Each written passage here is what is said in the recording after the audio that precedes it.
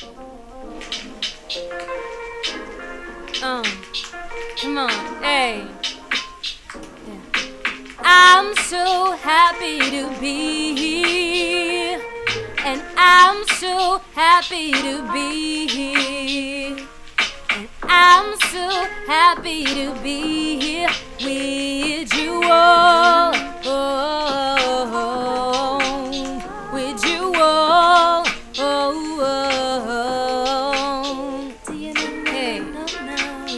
Do you know? Hey, come on, yeah, let's get it. Hello, j'espère que vous allez bien. On se retrouve pour une nouvelle vidéo pour parler de l'obéissance à Dieu. Tout simplement parce que des fois on peut entendre des chrétiens qui ne lisent pas leurs paroles, qui n'ouvrent pas la Bible, ou qui ne prient pas, ou qui ne sont pas forcément engagés dans l'œuvre du Seigneur. Et je pense que c'est important de connaître le Seigneur, donc le connaître dans sa parole pour pouvoir connaître sa volonté. Parce que si on ne connaît pas sa volonté, on va croire que comme il est un Dieu de grâce, en fait, on peut se permettre de tout faire. C'est vrai qu'il y a un passage qui dit que tout est permis, mais la suite de ce verset, c'est tout n'est pas utile. Alléluia. Donc pourquoi tout n'est pas utile?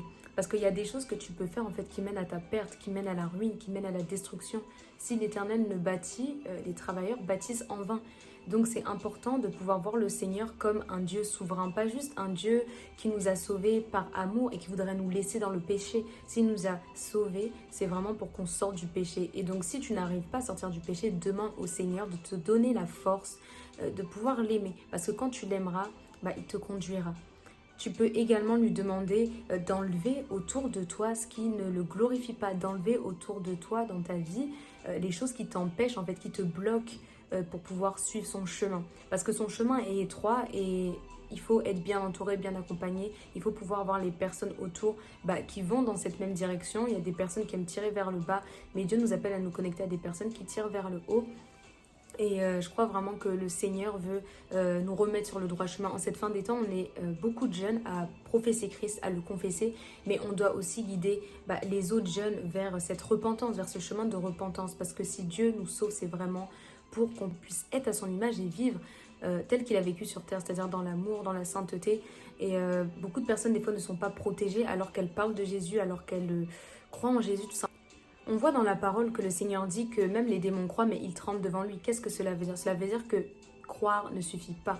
Il faut poser des actes, d'où les actes des apôtres, comme j'aime le dire souvent.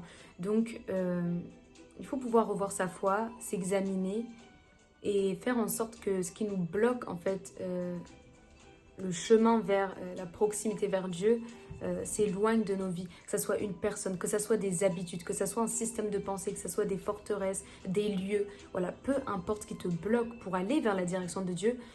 Il t'appelle aujourd'hui à pouvoir lui dire je dépose tout à tes pieds, je me laisse conduire par toi, je n'arrive pas à me séparer de telle ou telle personne, je n'arrive pas à me séparer de telle ou telle habitude, je n'arrive pas à quitter ce lieu où je suis, je n'arrive pas à quitter ce travail, je n'arrive pas à quitter cette relation, je n'arrive pas à quitter cet endroit qui est pas bon pour moi parce que ça me ramène dans mon passé. En fait, tu dois lui demander de l'aide parce que c'est lorsque tu es faible en réalité que tu es fort. Amen. Donc comme je te le disais, des fois on peut voir des personnes qui ne sont pas forcément protégées par Christ, soit la mort les frappe, soit il leur arrive certaines choses. Je ne parle pas de choses que Dieu a permis pour, comme test, comme épreuve. Je parle vraiment de personnes qui vont passer en fait dans des choses qui n'étaient pas forcément appelées à passer. Pourquoi? Parce qu'en fait, si on parle de Christ mais qu'on ne vit pas dans la sainteté, on est en danger. Si tu parles de Christ, si tu es en Christ mais que tu ne vis pas dans la sainteté, tôt ou tard, cela va te rattraper. C'est pour ça, tout est permis mais tout n'est pas utile. Tout est permis mais tout n'édifie pas, comme le dit la parole. Donc moi, je veux vraiment t'encourager à pouvoir t'aligner avec la parole de Dieu. Si tu ne lisais pas la parole de Dieu alors que tu étais chrétienne, il y a un problème. Si tu ne lisais pas la parole de Dieu alors que tu es chrétien, je t'invite vraiment à ouvrir la parole, à lui demander au Seigneur quelle est sa volonté pour ta vie, quelle est sa volonté pour toi, quels sont ses plans, ses choix, parce que lorsque tu vis en Christ, pour être mature, tu dois faire passer ses intérêts avant les tiens, en fait, chercher premièrement le royaume des cieux, et ensuite les choses vont commencer à prospérer pour toi. Mais si tu mets d'abord tes désirs, tes convictions, tes choix, tes idées avant le Seigneur, tu ne le mets pas en priorité, tu ne le mets pas en premier, eh bien, tu vas voir que tu vas être conduit par tes propres choix, donc par ta chair, et ça ne va pas forcément porter de fruits. tu vas être très limité dans ta vie chrétienne. Or, le but de la vie chrétienne, c'est d'être libre, c'est de ressortir vivant, c'est de ressortir de plus en plus épanoui, d'être en feu, de voir les chaînes se briser petit à petit au fur et à mesure. Donc, si tu ne lisais pas ta Bible, comme je le disais, ouvre ta Bible, parce que c'est là où tu connaîtras la volonté de Dieu. La parole s'est faite chair. Donc, dis-toi que cette Bible, cette parole, c'est pas juste un livre, mais c'est Dieu lui-même qui s'est incarné en fait. Il s'est incarné. Jésus s'est incarné, il est venu sur terre. Et cette parole qu'il a prononcée, en fait, elle est dans cette Bible. Elle est dans cette Bible. C'est un livre inspiré. Donc, tu ne dois pas le négliger. Si tu ne sais pas comment lire ta Bible, il y a plein d'astuces. Tu peux lire des Bibles qui sont annotées. Tu peux trouver des études bibliques. Je ne parle pas d'aller trouver des sites ou de se connecter à des personnes qui ne connaissent pas réellement la parole. Je parle vraiment de choses qui sont sérieuses, inspirées par le Saint-Esprit. Mais tu dois aller dans la parole. Tu dois aller dans la parole parce que si tu ne vas pas dans la parole, tu ne pourras pas connaître les plans de Dieu. Tu ne pourras pas vivre en accord avec sa parole. Et si tu vis dans la désobéissance, du coup, puisque tu ne sais pas sa volonté pour ta vie, tu risques de tomber dans le péché. Tu risques de tomber dans la condamnation, la culpabilité, dans des pièges que le Seigneur t'a déjà évités.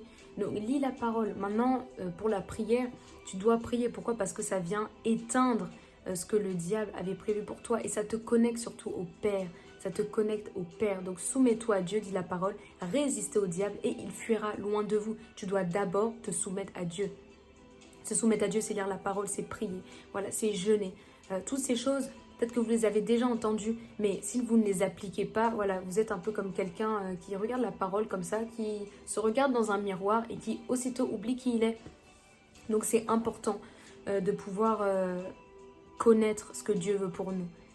Mais on ne peut pas connaître ce que Dieu veut pour nous sans lire la parole. Et la parole n'a pas juste pour but de nous guider dans la vie, dans l'appel, dans la destinée. Ça a pour but de nous purifier. Parce qu'avant tout, si on est devenu enfant de Dieu, c'était pour être saint. Donc Dieu veut te donner la sainteté. Maintenant, à toi de vivre en accord avec cette parole. À toi de vraiment opérer cette sainteté. Parce que tu pourras parler de Jésus, tu pourras faire des choses pour Jésus. Mais si tu es ce genre de chrétien qui met Jésus dans son Instagram, qui parle un peu autour de Jésus, qui prêche sur les réseaux, mais qui ne vit pas vraiment une vie de sainteté, tu es dans le péché, tu tolères ça parce que tu te dis que Dieu pardonne. Encore une fois, Dieu pardonne, mais il ne pardonne pas en fait quand c'est répétitif. C'est-à-dire que tu dois vraiment demander au Saint-Esprit, tu ne dois pas te plaire dans le péché. Si tu te plais dans le péché, tu es déjà sur la mauvaise route. Mais si tu ne te plais pas dans le péché, que tu luttes et que tu fais des efforts au quotidien, eh bien le Seigneur le verra et il ajoutera au fur et à mesure dans ta vie, dans ce qu'il a prévu pour toi de grandir. Mais tu ne pourras pas grandir si tu ne te laisses pas façonner, modeler, former, briser par le Seigneur. Il veut nous briser dans notre cœur, dans notre caractère, dans nos habitudes, dans nos manières de faire, dans nos choix, dans nos systèmes de pensée. Et ça, tu dois l'accepter. Parce que sinon, tu vas être un chrétien ou une chrétienne charnelle. Or, Dieu cherche des chrétiens remplis de l'esprit. Donc, si c'est ce que tu veux aujourd'hui, je t'invite à prier avec moi, à répéter avec moi cette prière et on clôturera cette vidéo. Amen.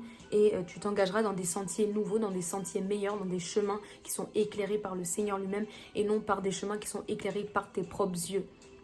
Donc, Seigneur Jésus, tu peux répéter après moi. Seigneur Jésus, je m'abandonne à toi, je te laisse me conduire, je veux aller dans ta direction, je ne laisserai plus rien ni personne me séparer de toi. Je veux aller dans ta direction, je veux m'accrocher à ta parole, je veux la méditer jour et nuit comme David. Je veux être une meilleure personne pour te plaire davantage. Je veux pouvoir t'obéir pour te plaire. Je veux que tu puisses continuer de me former, de me forger, de construire en moi un cœur nouveau. Que tu puisses permettre au Saint-Esprit de se déverser dans ma vie. Mais s'il y avait une chose qui était en train de m'empêcher d'accéder à toute forme de bénédiction, à toute forme de connexion avec toi, je me sépare de cette chose. Et si je n'arrive pas à me séparer de cette chose parce que tu vois que je lutte avec cette chose-là, enlève ces choses de ma vie. Que la personne fuit, que la chose fuit, que cela disparaisse de ma vie. Au nom de Jésus, aujourd'hui, je fais le choix de te suivre.